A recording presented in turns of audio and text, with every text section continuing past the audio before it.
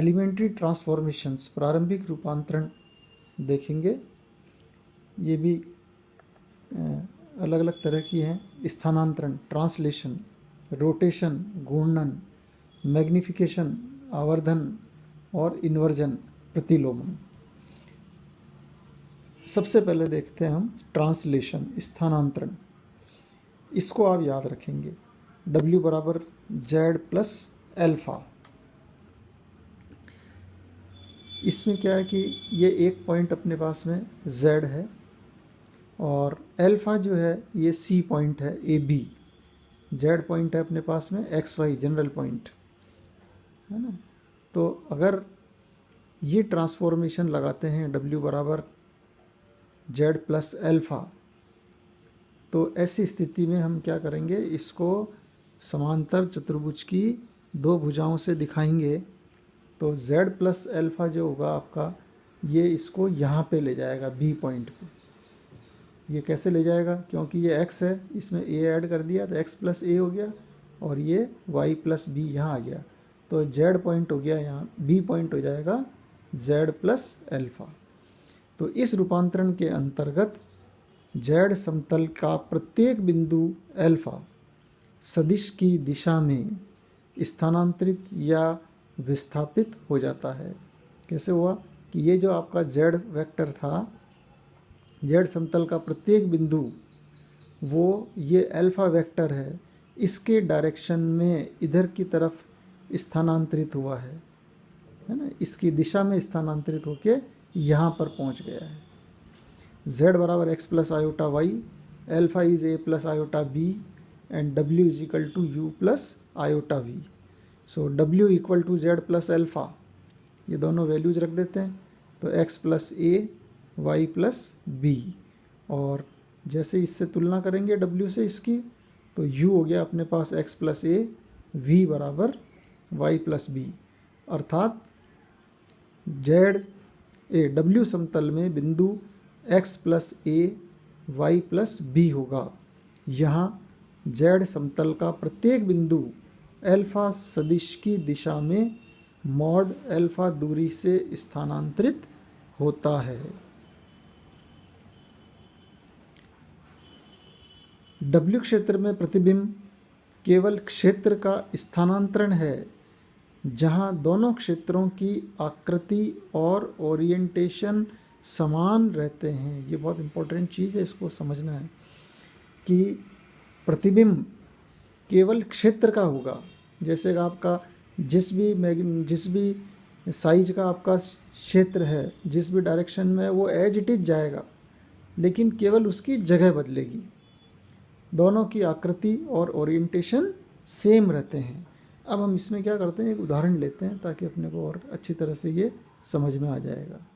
Transformation W equal to Z plus 1 minus iota के अंतर्गत Z समतल में x बराबर 0, y बराबर 0, x बराबर 1, y बराबर 2 से परिसीमित आयतीय क्षेत्र D का W समतल में संगत क्षेत्र D डैश निर्धारित करना। So W equal to Z plus 1 minus iota, ये अपने पास ट्रांसफॉर्मेशन है, और U plus iota V, W equal to U plus iota V, Z equal to X plus iota Y, ये ऐसा कैसा ही आ गया। रियल अलग कर लेते हैं, कॉम्प्लेक्स अलग कर लो, तो x plus 1 plus iota y minus 1। So u will be equal to x plus 1, v equal to y minus 1।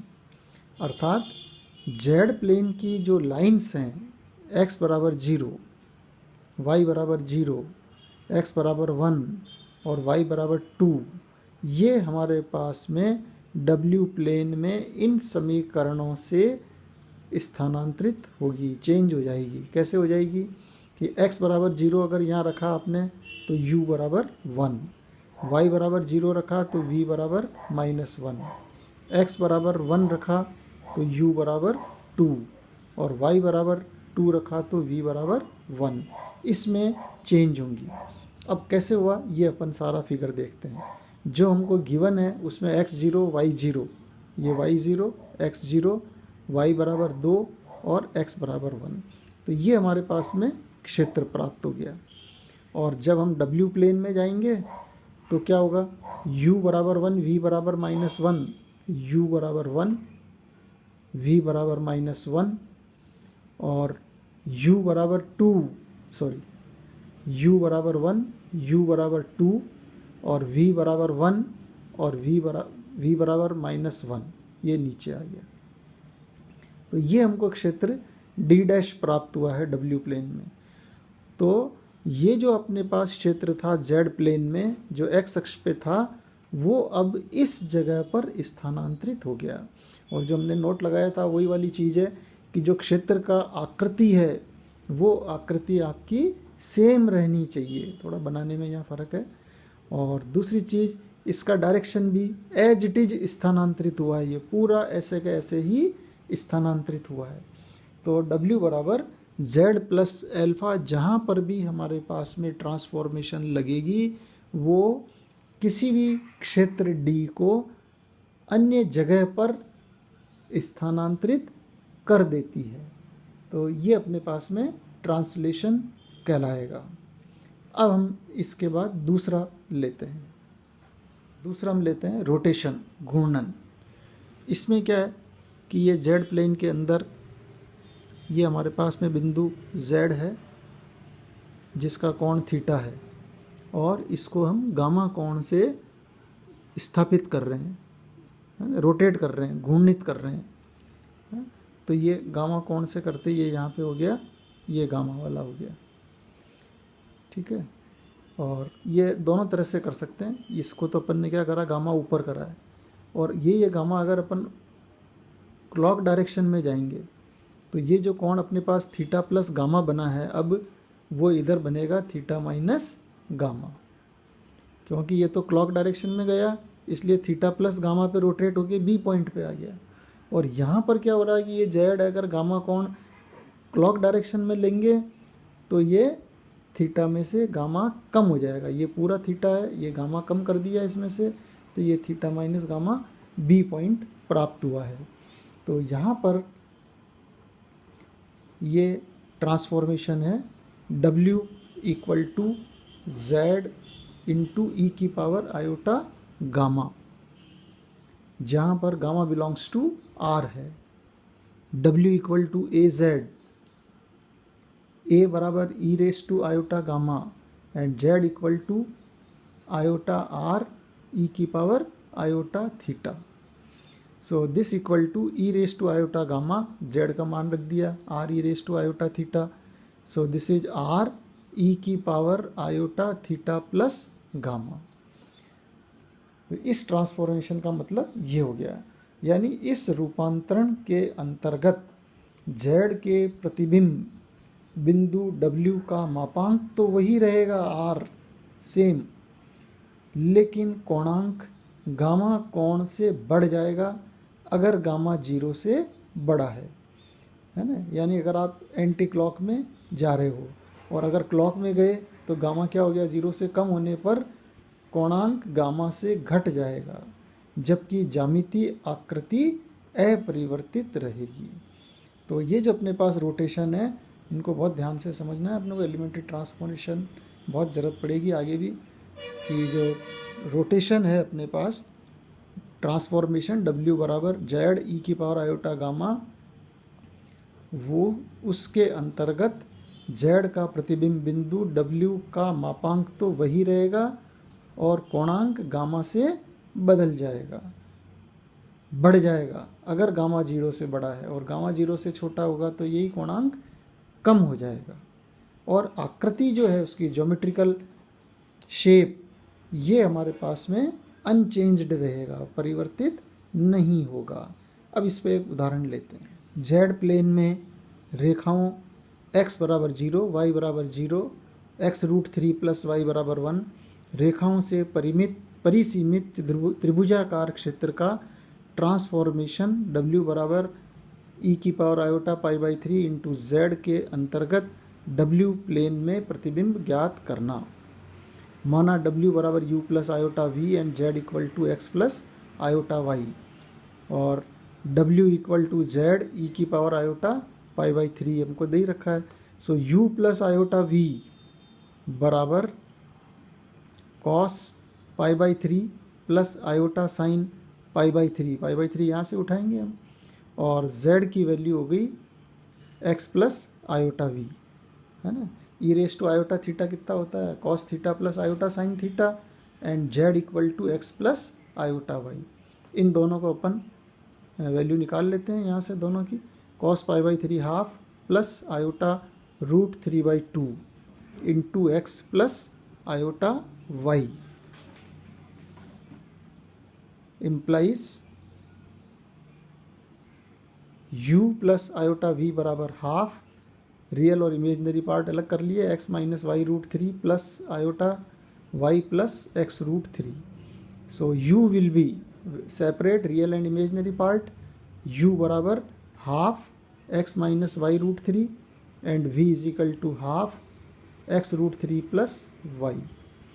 अब अपने को जो चीज़ दे रखी है उससे चलते हैं कि x का मान अगर 0 रखा तो u का मान हो गया minus y under root 3 by 2, और इधर चलते हैं तो v बराबर y अपॉन 2, और इन दोनों को आप मिलाएंगे तो u और v में संबंध आ जाएगा कि यहाँ पर y बराबर कितना है 2v, या सीधा ही रख दो y अपॉन 2 की जगह हम रख देते हैं v, तो u बराबर माइनस रूट 3v, या यहाँ से y की वैल्यू उठा के यहाँ रख दो तो v बराबर minus u by root 3।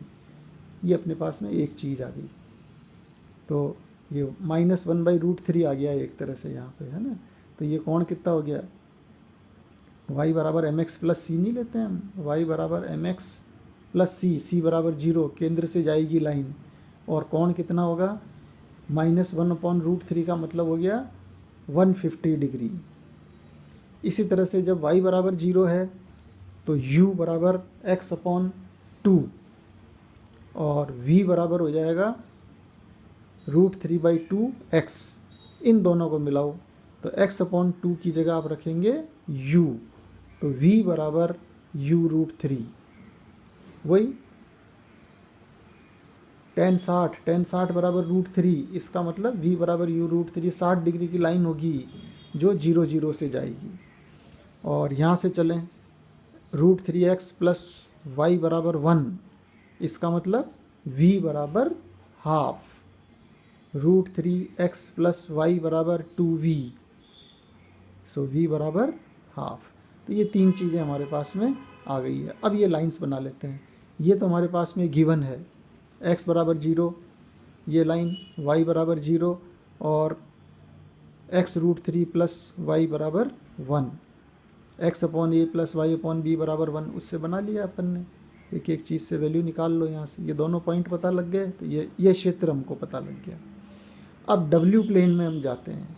w plane में जाएंगे तो क्या हो रहा है कि एक तो अपने को ये लाइन बनानी है v बराबर minus u by root 3, 150 degree, ये 150 डिग्री की लाइन जो 0 0 से पास होती है, ये 0 0 से गुजर गई। एक लाइन चाहिए हमको v बराबर हाफ, तो ये v बराबर हाफ लाइन आ गई, और एक लाइन चाहिए हमको 60 डिग्री वाली लाइन जो 0 0 से जा रही है, तो ये 60 डिग्री की लाइन आ गई।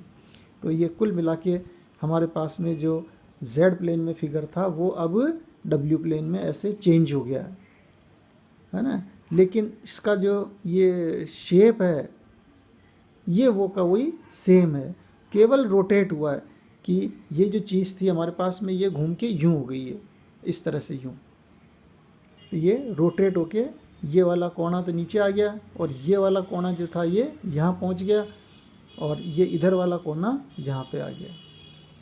तो केवल रोटेट हो गया ये त्रिभुज, आकृति वो की वही रही।